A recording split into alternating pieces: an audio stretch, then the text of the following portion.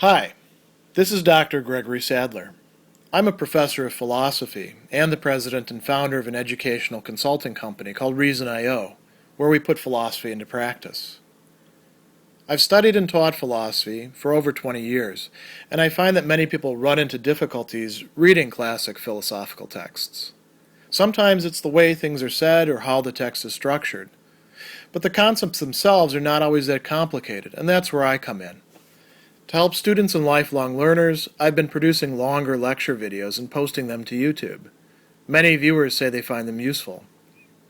What you're currently watching is part of a new series of shorter videos, each of them focused on one core concept from an important philosophical text. I hope you find it useful as well. Chapter 22 of Book 2 in Epictetus Discourses contains a really fascinating discussion of friendship, or philia. And friendship doesn't just mean being friends with a person, it can also extend to the kind of good feeling that we have towards those who are, say, our relatives. It can encompass quite a lot. And Epictetus says something that seems quite paradoxical, which is that only the wise person can really be a friend.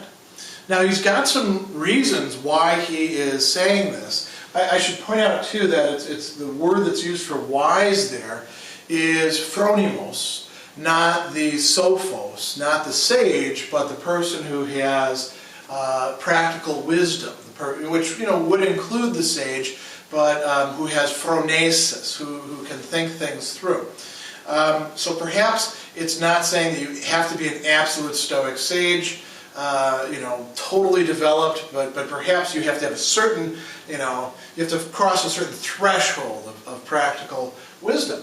Now, why is it that only the wise person can love or feel friendship? The word philein could mean either to love or to show friendship. It's not as if, sometimes people want to say, well, there's all these different kinds of love. There's agape, there's eros, there's philia. Epictetus doesn't make that sort of distinction. Many of the Greek authors actually don't. So you should see this as sort of a wide range of loving. Why is it that only the wise person can really do this? Well, for Epictetus, it has to do with the fact that only the wise person really understands what they're getting into. And only the wise person is able to have the proper orientation. He says, whatever a man is interested in, he naturally loves. Okay, that makes sense. Do men take an interest in things evil? Not at all. Well, do they take an interest in things which are in no respect concern them? No, not in these either. It remains, therefore, that men take an interest in good things only. And if they take an interest in them, then they love them. So this is not meant to be a knockdown, drag-out argument, but it's supposed to illuminate what's going on. We love the things that we get to know. We take an interest in them because we think that they're good, right? So when we think something is good, we invest some of our attention, some of our care, some of our activity. We get to know a person, we start to like them, and after a while we feel like we're friends. We begin to care for them. So he says, whoever then has knowledge of good things would know how to love them too. But when a man is unable to distinguish things good from things evil, and what is neither good nor evil from both the others, how could he take the next step and have the power to love? Accordingly, the power to love belongs to the wise man and to him alone. So what Epictetus is saying is, the wise person can distinguish good and bad rightly, so they know what to love, and they know how to love. The other people are going to be rather mixed up about that. They may think that they love, and they may appear to be loving, but they're not really going to be so. Other people are mixed up about the good and the bad, and they're mixed up in a variety of ways. It's not just one simple way. First off, they're not really sure which things are genuinely good and which things are genuinely bad. So let's take some examples. You get involved as a kid with a lot of schoolmates. Probably you're in contact with a lot of them now, if you're my age, through Facebook, right? or through Google Plus or something else. Perhaps if you're kind of a professional type, through LinkedIn, your alumni networks, right? And you feel a certain commonality with them because you've gone through certain experiences together. There may be some people you didn't really like at the time, but now things have progressed and gotten different, and they've changed and you've changed, and you feel a friendly attitude towards them. You take an interest in their life.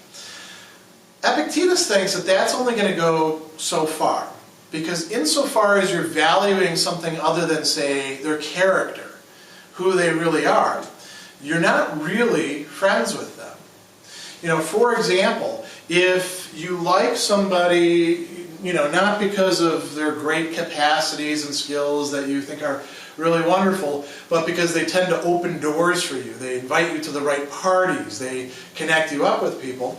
That's more of an instrumental relationship. That's not really a friendship. You may feel nice towards them. You may feel a sense of affection. But is that something that's really reliable? Epictetus would say, look, all these external things that often are, what relationships consist in, those are not a satisfactory basis for a lasting relationship in terms of affection. Similarly, if you're told, well, you have to love people because they're your family, well, there's something to that, but that by itself is not going to be enough to allow you to maintain that sense of affection towards them. Quite often people are involved with other people and want to have a continuing relationship, and so behave in certain ways towards them, in part because they're afraid of what might happen should they allow the relationship to dissolve. Security, not being alone, feeling like you're alive. All these are the sorts of things that people talk about. And Epictetus would say these are not reliable bases, in part because these people are mixed up about what's good and what's bad. They think that external things are good, and they, pursue their relationship on that basis. There's another way in which people are mixed up too. Not only do they think that external things are, where the good and the bad lie, they don't remain constant about that. He's got some great discussions of this in this section. He says, here we go. You're frequently bewildered and disturbed by your external impressions and overcome by their persuasive character. At one moment you consider these things good, and then you consider them, though the same, evil. And later on is neither good or evil. And in a word, you're subject to pain, fear, envy, turmoil, and change. In loving, are you not changeable? A little bit later he says, you don't consider the same persons at one moment good and at another moment bad. Do you not at one moment feel friendly towards them, at another unfriendly, at one moment praise them, while at another moment you criticize them? And if we think about our own experience, this is something that we frequently go through. We are not as constant as we would like to think that we are. This is why it's possible to have, say, a frenemy, somebody who you're really a rival with, but you pretend to be a friend with, These are all examples of being mixed up about what's good and what's bad. And this is the condition of most people, according to Epictetus. So something like temporary friendship is indeed possible. But here's the key thing, it's temporary, right? The sage, the wise person, or even the phronimos, the person who's got it together, they're not going to be involved in these just temporary friendships because they're looking for something more lasting, but other people will be. Now, how do they last? Well, they last so long as nothing else comes between them. So here's the two key questions we want to ask. Why does something else come between them? And why does that affect the person's affections? Well, let's look at the examples that Epictetus gives, which I think still apply quite often in our own time. He says, do you never see dogs fawning on one another and playing with one another so that you say, nothing could be more friendly? But see what their friendship amounts to. Throw a piece of meat between them, and you will soon find out. Throw likewise between yourself and your son a small piece of land, and you will find out how much your son wants to bury you. The sooner the better, and how earnestly you pray for your son's death. This is some pretty grim stuff. But Epictetus is being very realistic here about the prospects for a lasting relationship of affection if we are going to allow things to easily come between us. He says, throw between you a pretty wench, and the old man as well as the young man falls in love with her, or again a bit of glory. And if you have to risk your life, you'll say what the father of Epictetus did, thou joyous seeing daylight, dost suppose thy father joys not too? Do you imagine that he did not love his own child when it was small, and he was not in agony when it had the fever, and he did not say over and over again, if only I had the fever instead? And then, when the test comes upon him, just see what words he utters. So, we can go on. He says, it's a general rule, be not deceived, that every living being is to nothing so devoted as to its own interest. This is part of our nature, but it's not the whole of our nature. And to behave in that way is not actually to have our faculty of choice in accordance with nature. Epictetus wants to keep reminding us. So he says, for most people, whatever appears to stand in the way of this interest, be it a brother, or father, or child, or loved one, or lover, the being hates, accuses, and curses it.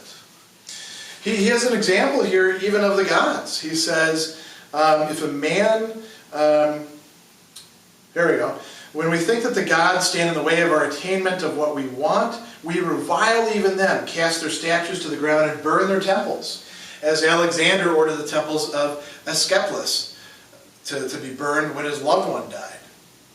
If a man puts together in one scale his interest and righteousness and what is honorable in country and parents and friends, they're all safe. But if he puts his interest on one side of the scale and all these other things on the other, the interest will pull it down and these other things will go out the window. So this is a big problem.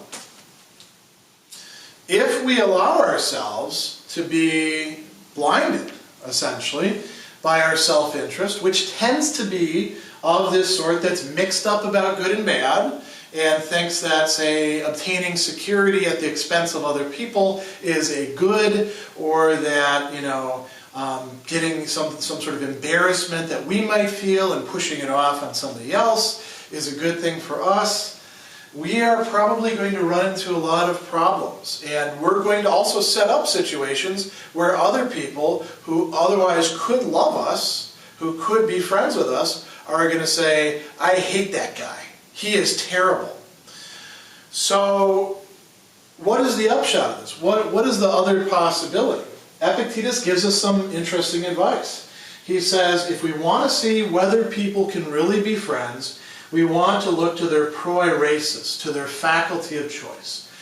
Don't look to other forms of similarity, whether they grew up together in the same town, whether they share a common interest and are part of a club together, whether they belong to the same nation, whether they're members of the same corporate organization, whether they're both college professors, whether they are professor to student or student to professor.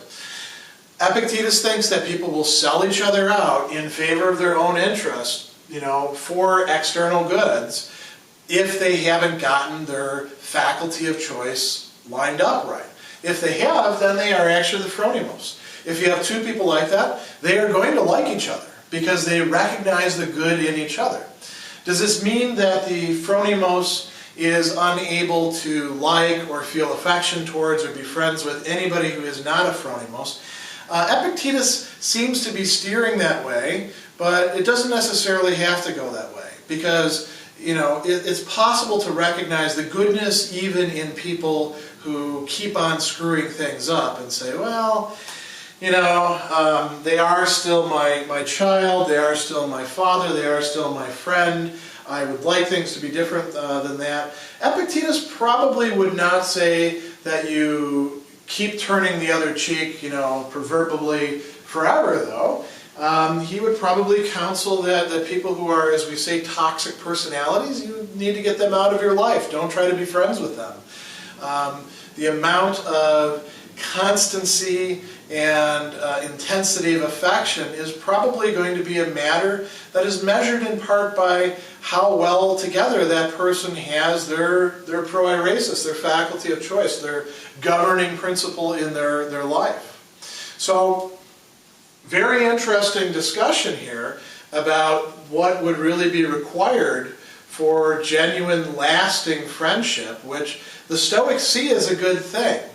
It sounds rather pessimistic, but Epictetus would say that he's actually being very realistic.